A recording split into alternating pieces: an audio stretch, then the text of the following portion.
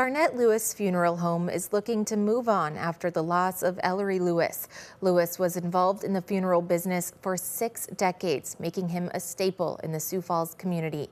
In tonight's Eye on KELOLAND, Jordan DeSmit talked with Lewis's children to learn about how they remember a man who put his heart and soul into helping families get through some of the hardest moments of their lives. As the sun shines through the stained glass windows at Barnett Lewis Funeral Home, the family-owned business is now without its brightest light. Elery Lewis. His passion was always the funeral business. Lewis left behind quite the legacy after spending 60 years in the funeral business. 60 years, that's a long time, and it is a people business, and that's what he was all about, was the people and the people of Sioux Falls. It was just a dream of his. He told me at a very young age, 16, 18, that he knew that that's what his calling was and that's what he wanted to do. Lewis grew up on a farm near Lake Crystal, Minnesota. He earned a degree in mortuary science in San Francisco before moving to Sioux Falls, where he married his wife, Rita. When he came to town, he came and met with Tom Barnett, and they just were a great fit.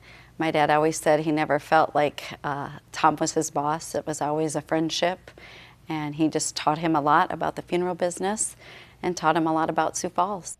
After 10 years of working with the Barnetts, Lewis took over the funeral home. Mr. Barnett became ill, and it was just at an age where his older sons already had careers and his younger sons were too young.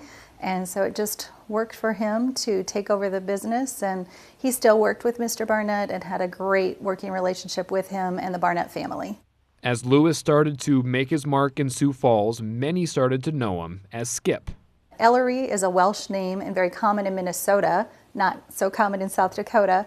And so people, when he would introduce himself, he would say, "My name is Elery," and they'd say, "Elroy, Ellie." They couldn't get it right, and he would say, "Skip it." And then pretty soon he got to be known as Skip. Lewis also took pride in serving people going through some of the most difficult times in their lives. And what made him so good at what he did? His compassion, his empathy, able to talk to a family in really their hardest times. It's so hard because people are really experiencing, grief is a hard thing, and I think he just really could help people through that. He never judged. If people didn't have the finances that they needed, he would help them, a lot of times not charging people.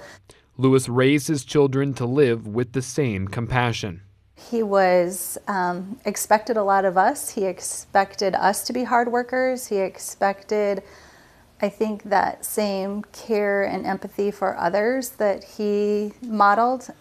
I grew up to respect things because of the way that he raised me, and us, both of my sisters as well. All of Lewis's kids got to work right alongside their father. I got to meet people that have known him for several years, many generations of families that have come through.